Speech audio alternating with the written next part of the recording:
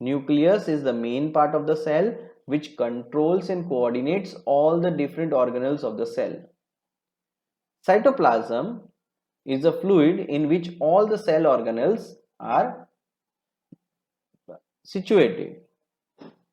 So all activities inside the cell and the interaction of the cell with its environment are possible due to these features. Now let's study in detail about plasma membrane. This is the outermost covering of the cell. And what's its function? It separates the content of the cell from its external environment. The plasma membrane allows or permits the entry and exit of some material, not every material, but some material in and out of the cell. It also prevents movement of some other materials. The cell membrane therefore is called selectively permeable membrane. So that's why the cell membrane is called selectively, because it doesn't allow every material to enter it or exit from it. It allows only specific material to enter and exit from it. Now there are two different main ways through which cells perform transportation. So dear students, the movement of substance takes place by activities like diffusion. What is diffusion?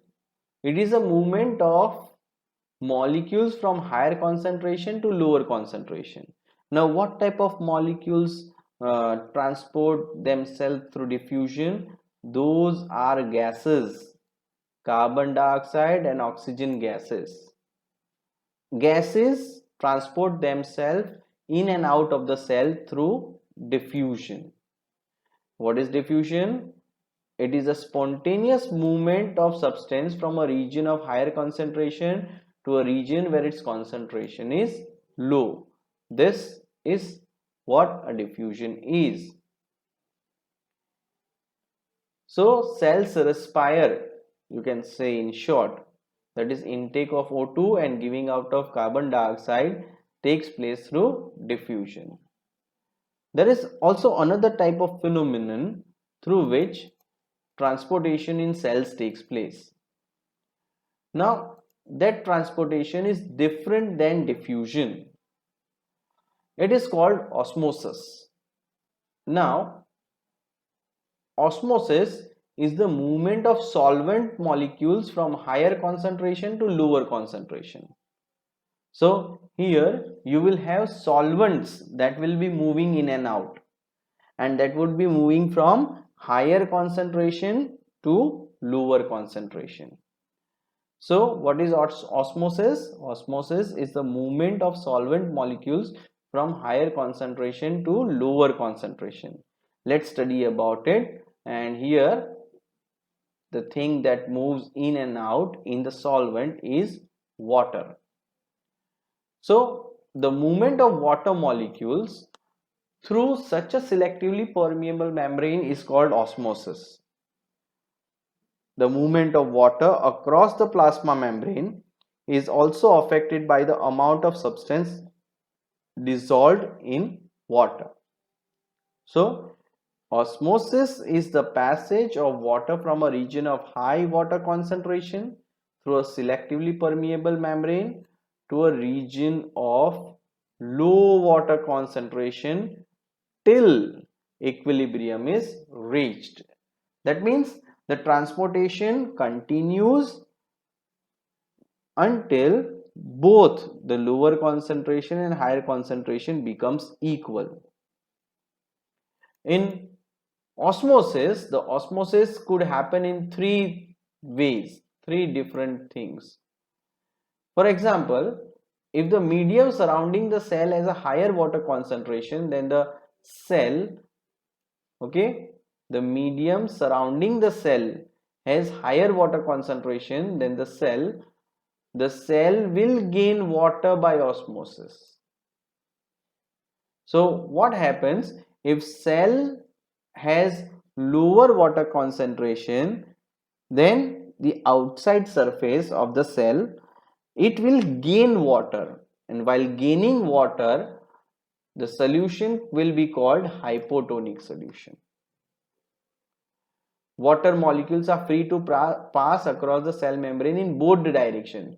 This is an important line to understand, that water is the only molecule which can transport in and out of the cell. But water will come into the cell, then more water will come into the cell, then will leave. So when water enters the cell, it enters in large proportion. After that, it exits the cell also. So while it enters into the cell is likely to swell up. In hypotonic solution, the cell is likely to swell up. If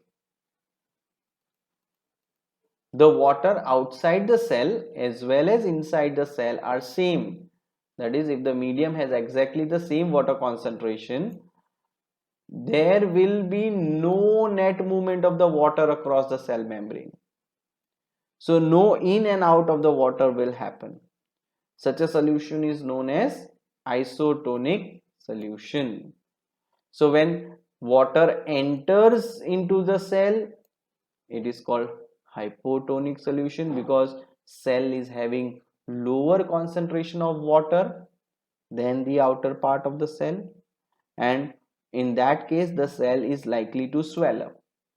While in isotonic solution, no exchange of water takes place, because they have an equilibrium situation where water remains same. So no water transports in or transports out. For example, if the cell has higher water concentration, so what happens now? If the medium has a lower concentration of water than the cell, that means the outer part of the cell has lower water concentration, then the cell will lose water, and that type of thing is called hypertonic solution. See, the word itself says hyper means up to the limit, more than the limit, you can say like that.